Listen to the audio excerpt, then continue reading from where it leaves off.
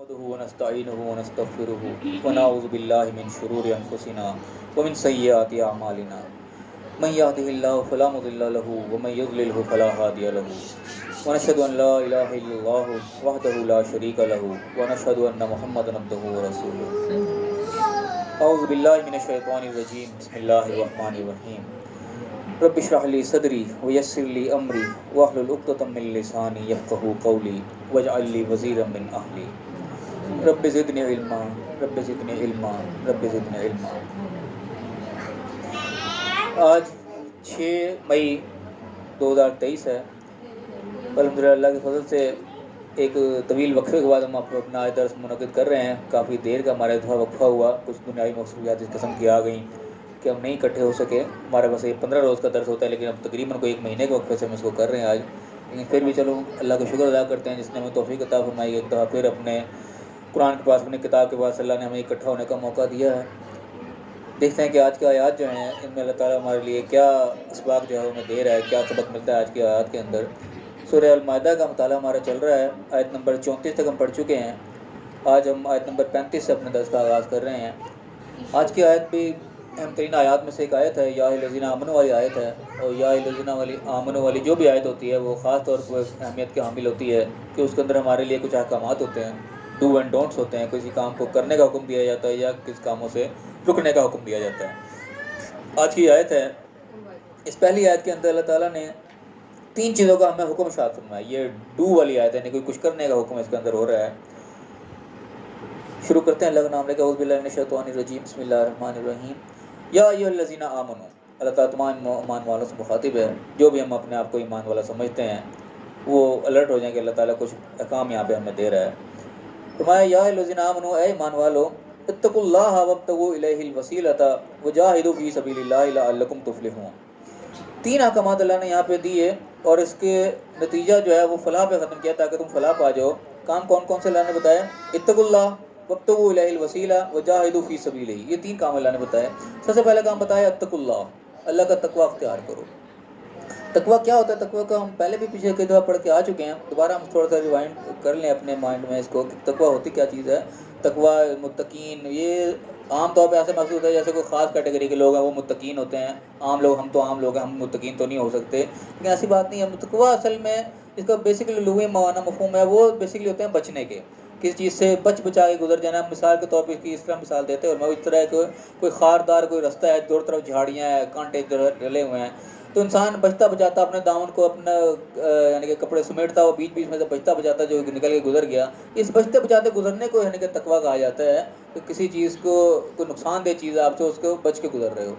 تقویٰ کے اندر یعنی کہ ڈر کا مفہوم بھی آیا تھا، کئی اکثر قرآن کی آیت میں اس کا مفہوم ڈر بھی پایا جاتا ہے کہ اتقوا اللہ، اللہ سے ڈرو، عام مفہوم ہوتا ہے۔ تو بچنے کے اندر بھی اصل میں ڈرنا اور بچنا ایک قسم کے ہم معنی قسم کے الفاظ ہیں۔ کسی چیز سے بھی انسان جو بچ رہا ہوتا ہے اس کے پیچھے کسی نہ کسی ڈر کا، خوف کا عنصر ہوتا ہے۔ کسی چیز سے کانٹوں سے انسان بچ رہا ہے تو اس کا مجھے خوف ہے، یار مجھے کپڑے نہ پھاڑ دیں گے، مجھے پکڑ نہ لے۔ کسی چیز سے، کسی جانور سے انسان بچ رہا ہے، کسی انسان سے بچ رہا ہے، وہ بچنے کے اندر کوئی نہ کوئی خوف کا عنصر پیچھے ہوتا ہے۔ تو یہ ہم معنی سے الفاظ ہیں، بنیادی طور پہ مفہوم بچنے کا ہوتا ہے۔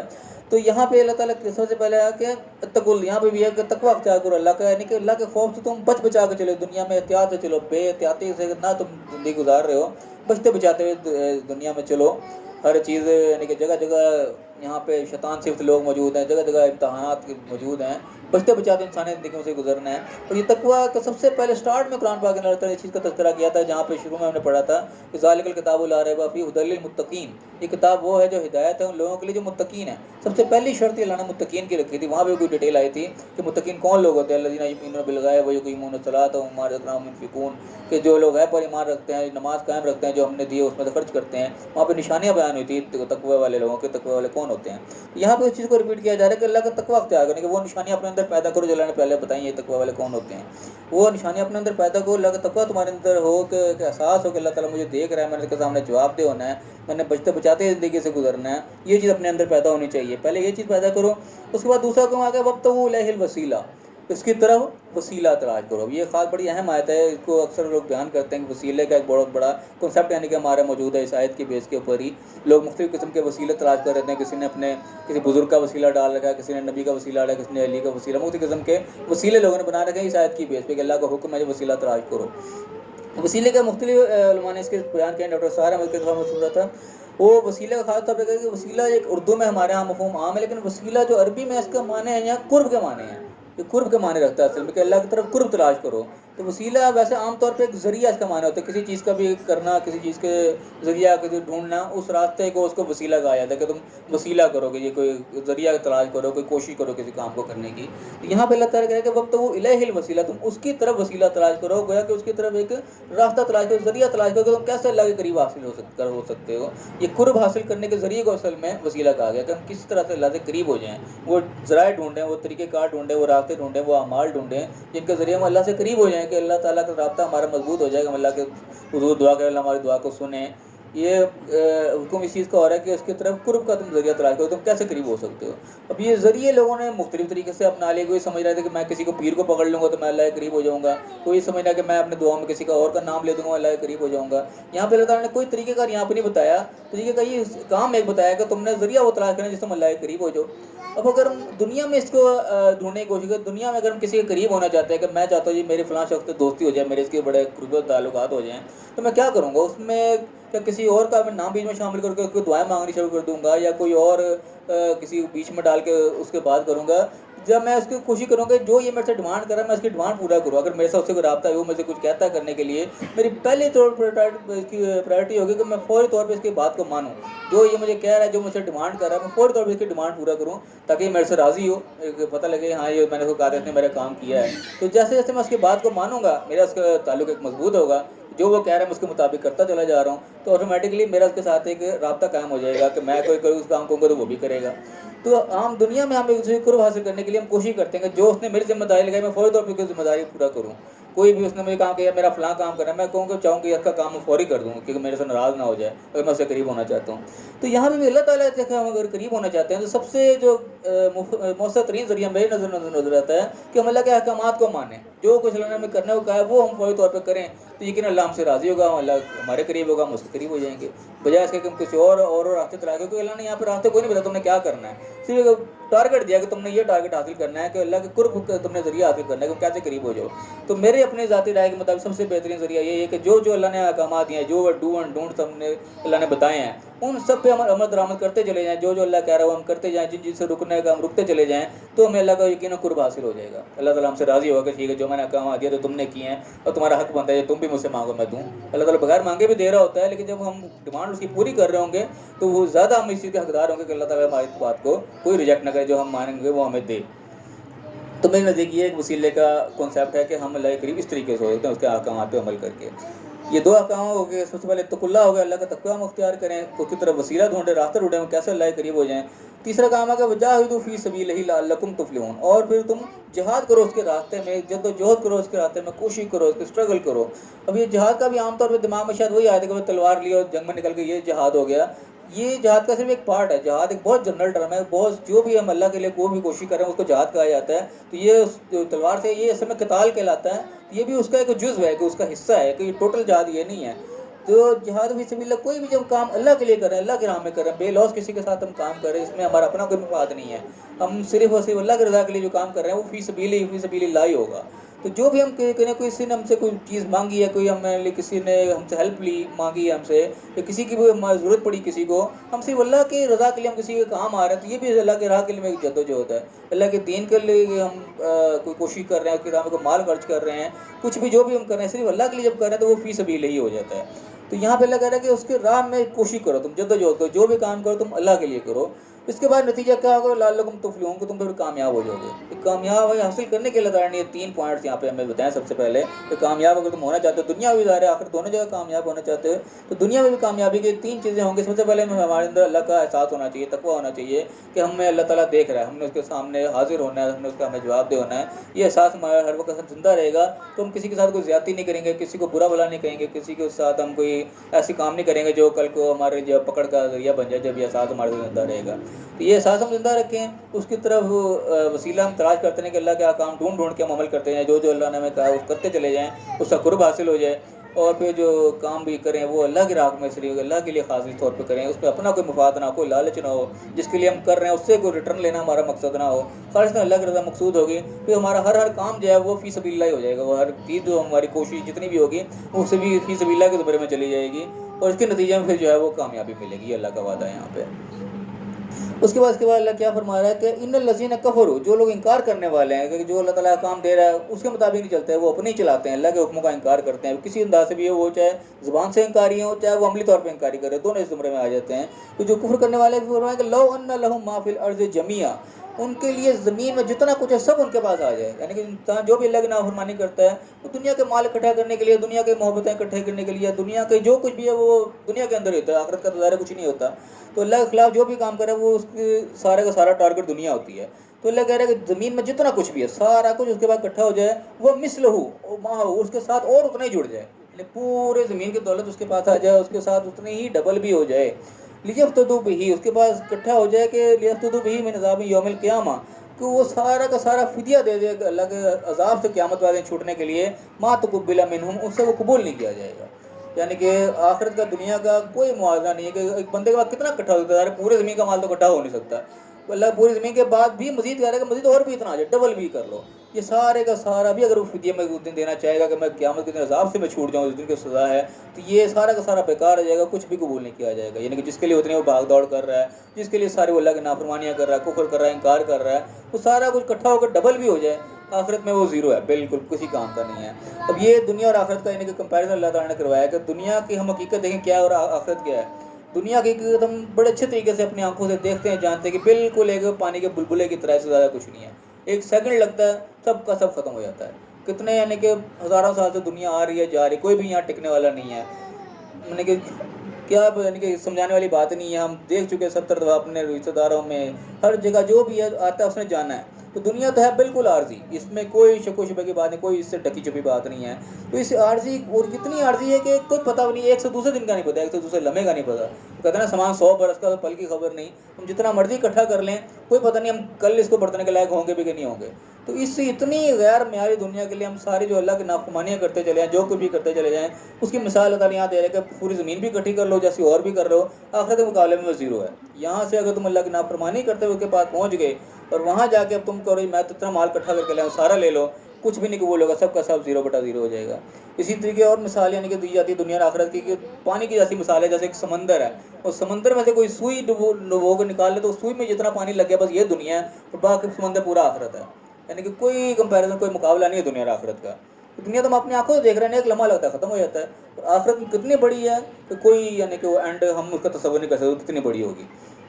تو یہاں اللہ تعالیٰ موازنہ یہ کر کے دکھا رہا ہے کہ دنیا جتنی مرضی اکٹھی کر لو اتنی زیادہ اور بھی جمع کر لو، قیامت کے دن اگر عذاب کا تمہارے لیے فیصلہ ہو گیا کہ سب کا سب زیرو ہو جائے گا، کچھ قبول نہیں کیا جائے گا، وَلَهُمْ عَذَابٌ عَلِيمٌ، اور دردناک عذاب وہاں پر برداشت کرنا پڑے گا، وہ ہماری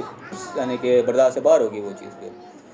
تو پھر انہوں نے مزید کیا بتایا کہ یریدون ان یخرجوا من النار، وہاں پہ وہ چاہیں گے کہ وہ آگ سے نکال دیے جائیں کسی طرح، وما هم بخارجین منها، لیکن وہ ان سے نکالے نہیں جائیں گے، ولہم عذاب مقیم، ان کے لیے مقیم رہنے والا عذاب ہوگا، ہمیشہ والا عذاب ہوگا۔ یہاں پہ یعنی کہ اس چیز کی ایک نشانی ملتی ہے، اس طرح ہمارے یہاں کئی چیزوں کے 2 عقائد پائے جاتے ہیں اس قسم کے، کہ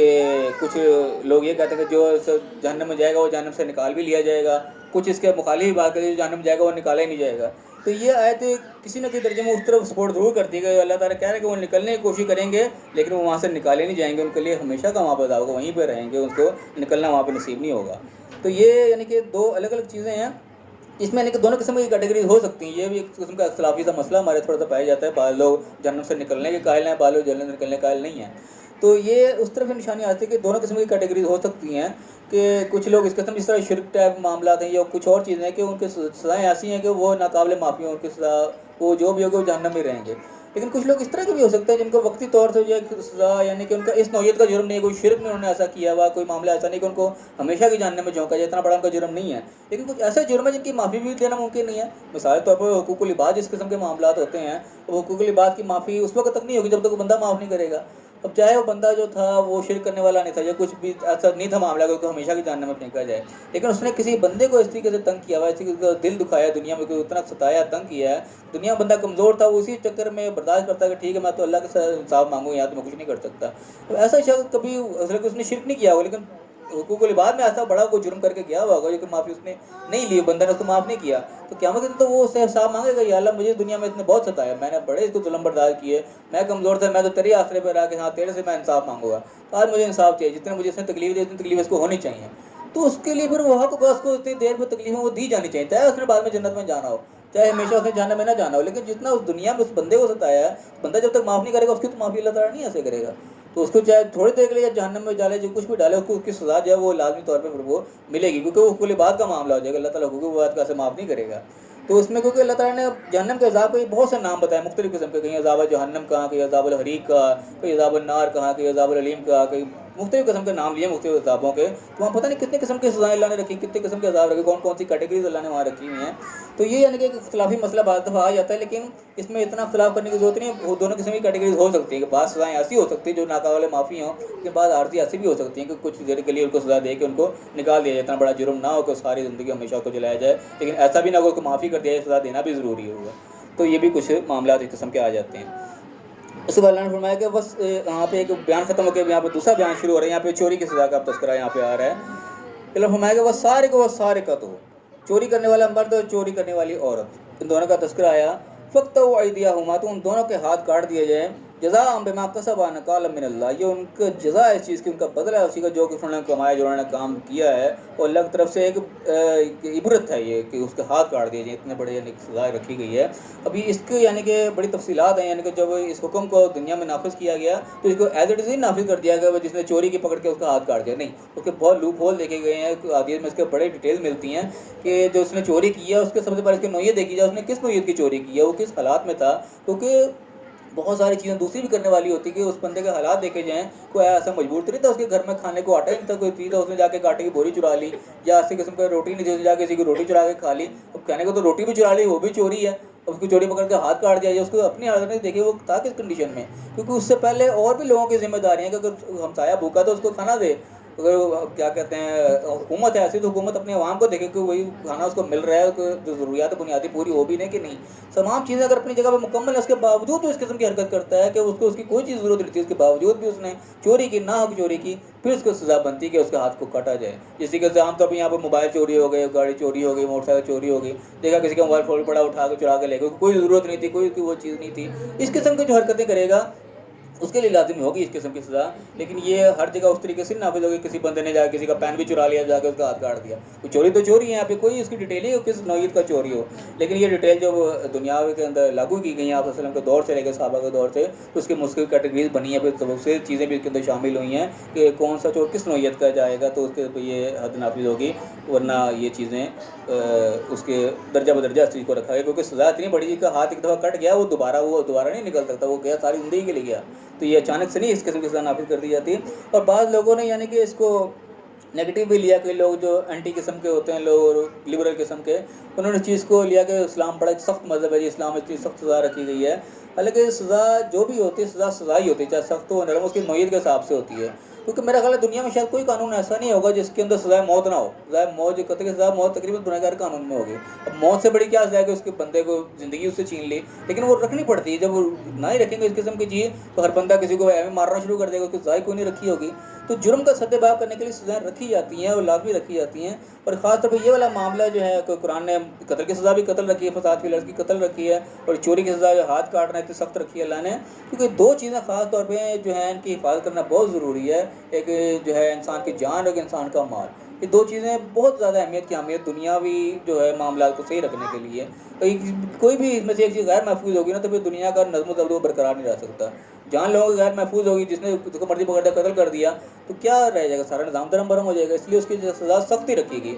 कि किसी ने कत्ल किया उसको पता लगेगा मैं भी मारा जाऊँगा, मैं बचना मैंने भी कोई नहीं, फिर तो इसलिए उसकी सज़ा यही रखेगी। चोरी भी इस तरीके से हर बंदा जिसका मर्जी माल चुरा के भाग जाए, कोई पूछने वाला ना हो, तो सारा निज़ाम दरम बरम हो जाएगा। तो उसके लिए सज़ा भी इसी ऐसी सख्त रखी गई है।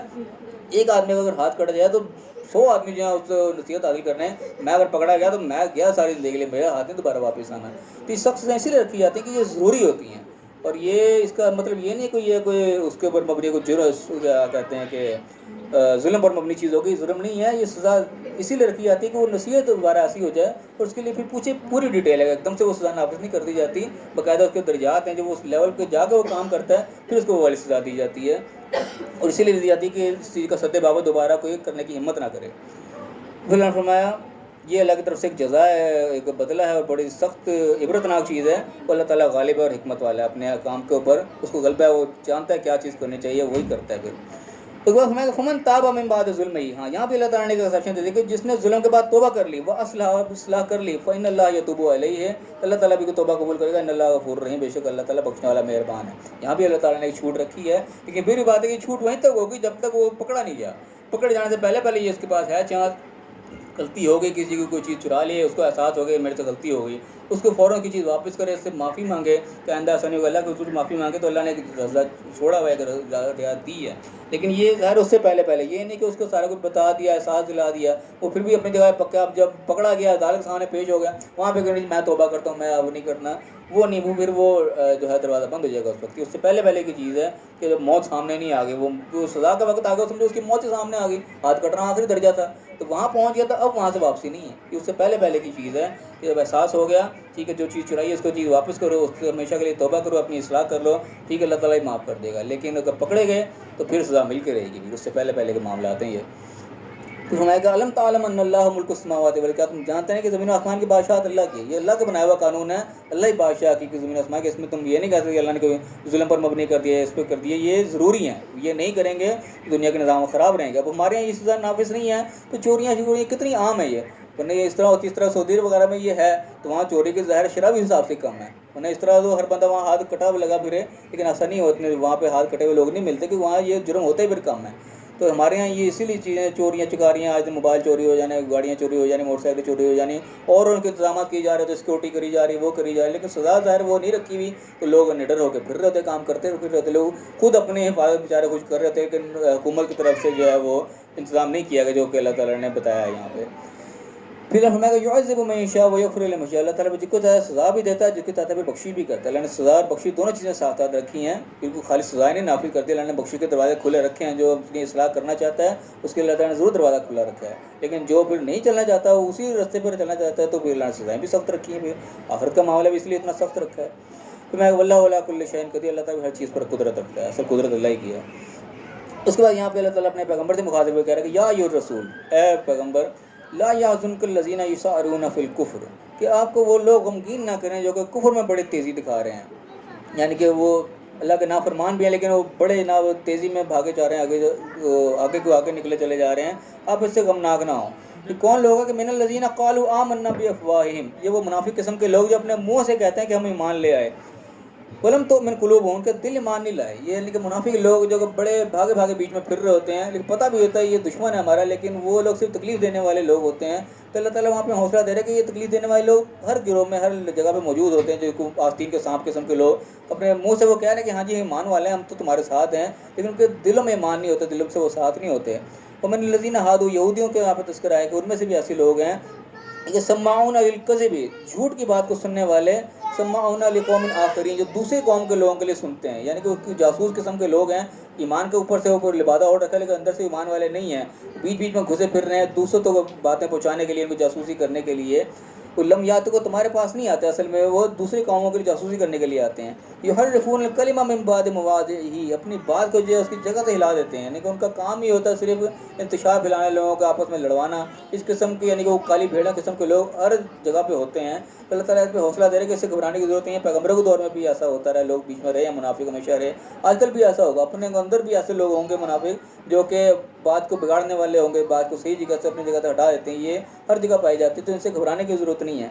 تو میں کہ یقولون ان اوتی، تو وہ کہتے ہیں، ان کے اندر کی باتیں اللہ تعالیٰ بتا رہا ہے کہ یقولون، کہتے ہیں کہ ان اوتی تم ھذا فخذوہ، اگر تمہیں یہ چیز دی جائے، اس قسم کے یعنی کہ معاملات ہو تو لے لینا، پھر ان کے ساتھ ساتھ رہنا، وَإِن لَّمْ تُؤْتُوهُ فَاحْذَرُوا، یہ چیز نہ تمہیں ملے تو پھر بچنا، یعنی کہ اپنی پلاننگ وہ اندر کر رہے ہوتے کہ تمہارے حق میں فیصلہ ہوتا رہے تو ساتھ ساتھ رہنا، جہاں اس قسم کی کوئی بات ہو فوراً پیچھے ہٹ جانا، کنارہ کش کر لینا، اپنی پلاننگ یعنی کہ بیچ میں کر رہے ہوتے ہیں۔ تو میں کہا وَمَن يُرِدِ اللَّهُ فِتْنَتَهُ فَلَن تَمْلِكُوا لَهُ مِن دُونِ اللَّهِ شَيْئًا، جو کہ اللہ تعالیٰ پھر آزمائش میں ڈالنا چاہے ایسے لوگوں کو، تو پھر ان سے ایسے لوگوں کو وہ اللہ سے بھی کوئی نہیں بچا سکتا۔ یعنی کہ ایسے لوگوں سے اللہ بیزاری کا قسم کا اعلان کر رہا ہے کہ جو لوگ خود فتنے میں پڑنا چاہتے ہیں، اس قسم کی حرکتیں جانتے بوجھتے ہوئے کرتے ہیں، پتہ بھی یہ کام جو ہم کر رہے ہیں یہ غلط کام ہے، لیکن وہ جانتے بوجھتے اس کو کر رہے ہوتے ہیں۔ منافق بنتا جانتا ہے کہ میں کر رہا ہوں، منافقت ہے، اس کو پتہ ہوتا ہے اس چیز کا خود کو، لیکن وہ پھر اس میں جب پڑھ رہا ہوتا ہے تو اللہ تعالیٰ بھی اسے بیزاری کا اعلان کرے گا، جس کو اللہ تعالیٰ بھی فتنے میں ڈال دینا چاہے، اسے فساد کے اندر ڈالنا چاہے، ایسی آزمائش میں ڈالنا چاہے، تو پھر تم اللہ کے ساتھ میں اس کو کچھ نہیں بھی کر سکتے۔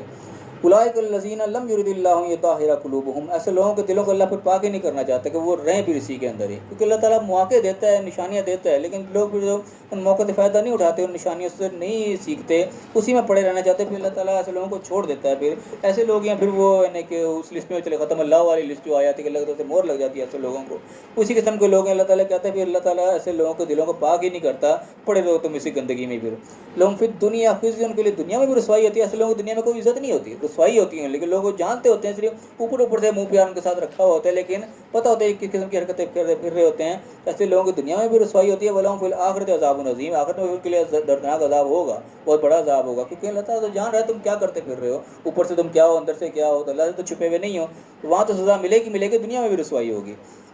ایسے لوگ کیا کرتے ہیں، سماعون للکذب، جو جھوٹ ہے وہ خوب سنتے ہیں، قالون للسحت، اور کھاتے ہیں حرام مال، یعنی کہ ایک دوسرے کے جھوٹ مال کھا جانا، حرام مال ہر قسم کا، یعنی کہ سود کے اندر ہر وہ مال جو جھوٹ سے، فراڈ سے، کسی بھی غلط ناجائز رستے سے اکٹھا کیا ہوا مال، وہ یہ سود کے زمرے میں چلا جاتا ہے کہ وہ حرام طریقے سے کھایا ہوا مال کھاتے ہیں اس قسم کے لوگ۔ فَإِن جَاءُوكَ، کہتے ہیں ایسے لوگ تمہارے پاس اگر آ جائیں، فَاحْكُم بَيْنَهُمْ أَوْ أَعْرِضْ عَنْهُمْ، تمہیں اختیار ہے چاہے ان کے درمیان کو فیصلہ کرو یا چاہے ان سے تم منہ پھیر لو۔ یعنی کہ وہاں پہ یہودی وغیرہ خاص طور پہ اس ماحول میں جو تھے وہ آتے تھے، یعنی کہ انہوں نے ادھر بھی یاریاں دوستیاں رکھے ہوئے تھے، مومنوں میں بھی شامل تھے اور اپنے ادھر بھی شامل تھے، دونوں طرف وہ منافق جو تھے لیے ہوئے تھے، تو فیصلے بعض وقت کروانے ادھر آ بھی جاتے تھے۔ آپ سے پتہ ہوتا تھا کہ یہ جو آ رہے ہیں ان کی نیت میں کیا ہے، جانتے تو تھے، لیکن وہ اوپر سے کیونکہ ایمان کا لبادہ اڑا ہوا تھا تو کچھ کہہ بھی نہیں سکتے تھے۔ تو یہاں پہ اللہ تعالیٰ آپشن دے رہا تھا، چاہے تمہارے پاس فیصلہ کروانے آ جائیں، تمہارا دل کرتے فیصلہ کر دو، دل سے منہ موڑ لو کہ نہیں بھائی تم جہاں سے کروا رہے ہو وہیں کروا لو، منہ بھی پھیر لو گے تمہارے پہ کوئی پکڑ نہیں ہے۔ فَإِن تُعْرِضْ عَنْهُمْ فَلَن يَضُرُّوكَ شَيْئًا، تم سے منہ پھیر بھی لوگے تمہارا بگاڑ کچھ نہیں سکتے، یعنی یہ نہیں کہ تمہارے ساتھ کوئی ڈر سے کوئی مان لو یا کوئی پورا پروپیگنڈا شروع کر دیں، کوئی اللہ سے نہ کوئی اٹیک کر دیں، اللہ نے کہا ہے کچھ نہیں کر سکتے، تمہارا کوئی بگاڑ نہیں سکتے۔ لیکن وَإِنْ حَكَمْتَ، لیکن اگر تم فیصلے کرنا چاہو، فَاحْكُم بَيْنَهُمْ بِالْقِسْطِ، تو انصاف کی تعریف فیصلہ کرنا، نا انصافی نہ کرنا، کوئی ایسا نہ ہو کہ تمہارے پتہ تو ہے یہ ہیں برے لوگ، تم اس میں کوئی ایسا غلط فیصلہ نہ کر جانا، بات جو حق کی ہے وہی کرنا ہے، چاہے وہ ان کے حق میں بھی جاری ہو، خیر ہے۔ اللہ تعالیٰ نے یہ نا انصافی کو کہیں پسند نہیں کیا۔ ان اللہ یحب المقسطین، اللہ انصاف کرنے والوں کو پسند کرتا ہے۔ تو وہ فرمائے گا وَكَيْفَ يُحَكِّمُونَكَ، یہ تم سے فیصلہ کروائیں گے بھی کیوں، وَعِندَهُمُ التَّوْرَاةُ، ان کے پاس خود تورات موجود ہے، یعنی کہ اگر صحیح حق بات انہوں نے لینی ہے تو اپنے تورات سے بھی لے سکتے ہیں، وہ کام تو وہاں بھی موجود ہیں، کہ وہاں سے چھوڑ کے تمہاری طرف کیوں آ رہے ہیں یہ کہ حق بات کو ویسے قبول نہیں کرنا چاہتے۔ فیہا حکم اللہ، اس کے اندر اللہ کا حکم موجود ہے، اگر فیصلہ سنے تو اللہ کا فیصلہ تو وہاں بھی موجود ہے، لیکن ثم یتولون من بعد ذلک، وہ پھر اس کے بعد بھی وہ منہ پھیرتے ہیں، اصل میں وہ حق بات کو قبول کرنا ہی نہیں چاہتے۔ وما اولئک بالمؤمنین، اور یہ بیسیکلی مومن ہے ہی نہیں، بات کو ایمان ان کے اندر ہے ہی نہیں، بات تو ہے کہ وہ اس کو قبول کرنے والے ہی نہیں ہیں، قبول کرنے والے ہوتے تمہارے پاس آنے کی ضرورت ہی نہیں تھی، ان کے اپنی کتاب کے اندر جو ہے اس چیزوں کے فیصلے موجود ہیں، لیکن وہ انہوں نے ماننا کوئی نہیں، اس لیے تمہارے پاس فیصلہ کروانے آئے تھے۔ تم بھی جو فیصلہ کرو گے تو حق کا ہی فیصلہ کرنا، ان کے سائڈ لینے کی کسی کی ضرورت نہیں ہے۔ تو یہاں پہ ہمارا اس میں یہ رکوع ختم ہو رہا ہے، تفصیلی لمبا رکوع تھا، کافی ساری چیزیں اس کے اندر بیان ہوئی ہیں، ہم تھوڑے سے ایک شارٹ اس کا جائزہ لے لیں، کیا کیا مین چیزیں جو اس کے اندر ڈسکس ہوئی ہیں۔ سب سے پہلی چیز یہاں پہ ڈسکس ہوئی ہے، اللہ تعالیٰ نے فلاح پانے کا، کامیابی کا طریقہ جو ہمیں بتایا، اس کے لیے 3 پوائنٹ سب سے پہلے بتائے گئے۔ اللہ کا تقویٰ ہمارے دل میں ہونا چاہیے، اللہ کا احساس ہر وقت ہمارے دل میں ذہن میں ہونا چاہیے، کہ جیسے ایک ہوتا ہے نا کیمرے کی آنکھ دیکھ رہی ہے، بندہ الرٹ ہو کے رہتا ہے جی کوئی مجھے واچ کر رہا ہے، تو یہ اللہ کے کیمرے کی آنکھ ہر وقت ہمارے اوپر لگی ہوئی، جو بھی ہم کام کریں اس احساس کے ساتھ دیکھیں کہ ہم ریکارڈ ہو رہا ہے ہماری چیز، ہم نے اللہ کے سامنے جواب دہ ہونا ہے، یہ سب سے پہلے احساس پیدا ہو۔ اس کے بعد اللہ جو حکم ہے کہ اللہ کی طرف قرب کا تم ذریعہ حاصل کرو، کہ تم کیسے اللہ کے ساتھ قریب ہو سکتے ہو، وہ معاملہ کو ایسے کام نہ کرو جس سے اللہ ناراض ہو، وہ کام کرو جس سے اللہ تم سے راضی ہو، اللہ تم سے قریب رہے۔ تو وہ میرے نزدیک جو کام ہے سب سے بہترین چیز ہے، جو ڈو اینڈ ڈونٹس اللہ نے کیے ہیں، بتائے ہیں، اس پہ ہم عمل درآمد کریں، جو کرنے کو کہا ہے وہ کریں، جو رکنے کو کہا ہے اس سے ہم رکیں، تو یقیناً ہمیں اللہ کا قرب حاصل ہوگا۔ تو وہ تیسری چیز اللہ نے کہی کہ اللہ کے راہ میں جہاد، اللہ کے لیے جدوجہد، جو کام کرنا ہے وہ اللہ کے لیے کرنا ہے، اس میں کوئی دنیاوی معاملہ، کوئی دنیاوی لالچ، کوئی جس کے لیے تم کام کر رہے ہو اس سے کوئی بدلہ، اس قسم کی چیز ہمارے ذہن میں نہ ہو۔ یہ 3 چیزیں ہم نے اندر پیدا کر لیں تو اللہ نے تفلحون کا وعدہ کر لیا کہ تم کامیاب ہو جاؤ گے، چاہے دنیا ہے چاہے آخرت ہے، تم کامیاب ہو گے، یہ 3 چیزیں پیدا کر لو۔ ایک یہ سبق ملا۔ اس کے بعد آخرت اور دنیا کی مثال دی گئی کہ دنیا میں ہم جتنا مرضی بےایمانی شیطانی کر رہے ہیں ظاہر ہم دنیا کے لیے کر رہے ہیں، دنیا کے اللہ نے بتا دی کہ دنیا پوری بھی پوری تم لپیٹ لو، اس کی جیسی اور بھی کر لو، قیامت کے دن وہ زیرو ہو گیا. اگر وہاں پہ فیل ہو گیا یہ تمہارے کسی کام نہیں آئے گی. اور اس کی حقیقت ہم جانتے ہیں، جتنا مرضی ہم اکٹھا کر لیں ایک لمحہ لگتا ہے ہم نے چھوڑ کے اگلے جان چلے جانا ہے. اگلے جان میں یہ بالکل زیرو، یہ ہم ذہن میں بٹھا لیں. اگر اس کو لے کے ہم اگلے جان اپنا خراب کر رہے ہیں تو بالکل سراسر گھاٹے کا سودا ہے. اس کے بعد اللہ نے فرمایا چور اور چورے کا تذکرہ آئے گا، چوری کرنے والا مرد یا عورت ہے اس کے ہاتھ کاٹ دیے جائیں گے. یہ اللہ کی طرف سے ایک سزا مقرر کی گئی. چوری کی سزا اللہ نے بڑے صاف الفاظ میں ہاتھ کاٹنا ہی رکھی گئی ہے. اس کو ہم نہیں نافذ کرتے، وہ الگ بات ہے، ہمارے قرآنوں کی یہ کمزوری ہے اس چیز کی. لیکن جن ملکوں میں اللہ نے نافذ کروائی ہے یقیناً وہاں پہ بھی ہم ریکارڈ دیکھیں تو وہاں چوری کی شرح یقیناً کم ہی نظر آئے گی، کیونکہ سزا اتنی سخت ہے کہ ایک کوئی ملے گی تو ہزاروں کے کان کھڑے کر دے گی. اس کے بعد اللہ نے فرمایا کہ یہاں پہ بھی اللہ نے ایک رعایت رکھی کہ جو اصلاح کر لے گا پکڑے جانے سے پہلے توبہ کر لے گا، اپنی غلطی کا اس کو احساس ہو جائے، اپنی چوری پہ وہ توبہ کر لے، جو مال جس کا لوٹا واپس کر دے تو اللہ تعالیٰ معاف کر دے گا. یہ نہیں کہ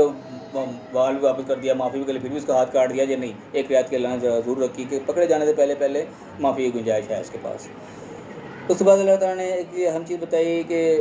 یہ منافقت کی بات یہاں پہ آ گئی. جو منافق قسم کے لوگ ہیں وہ ہر جگہ موجود ہوتے ہیں، وہ اوپر سے ساتھ ہوتے ہیں لیکن اندر سے وہ جڑے کاٹنے والے ہوتے ہیں. تو ایسے لوگوں سے گھبرانے کی کوئی ضرورت نہیں ہے. تم اپنے صحیح ٹارگیٹ کے اوپر رہو، یہ تمہارا کچھ نہیں بگاڑ سکتے. ہاں فیصلہ جب بھی تم نے کرنا ہے، کسی کے بارے میں کوئی رائے قائم کرنی ہے، وہ ہمیشہ حق پر مبنی ہونی چاہیے. اس کے اندر کوئی لچک نہیں ہونی چاہیے، کوئی اپنا ذاتی مفاد نہ آ جائے بیچ میں کہ مجھے بندہ پسند نہیں تو میں اس کے خلاف کوئی بات کر دوں. بات جب بھی کرنی ہے وہ حق کی کرنی ہے. یہ اللہ تعالیٰ نے بار بار اس چیز کو ہائی لائٹ کیا ہے. یہاں پہ بھی یہ چیز ہائی لائٹ کی کہ جب بھی کسی کے بارے میں فیصلہ کرو گے وہ بالکل انصاف پہ مبنی ہونا چاہیے. یہ چیز اللہ کو پسند ہے. تو یہ فی الحال مین پوائنٹ ہے آج کے حکم میں تھے. اللہ تعالیٰ میں صحیح سمجھنے کی، صحیح عمل کرنے کی توفیق عطا فرمائے اور دنیا آخرت دونوں کامیاب فرمائے. آمین. وآخر دعوانا الحمدللہ رب العالمین. کسی کا کوئی سوال ہے تو وہ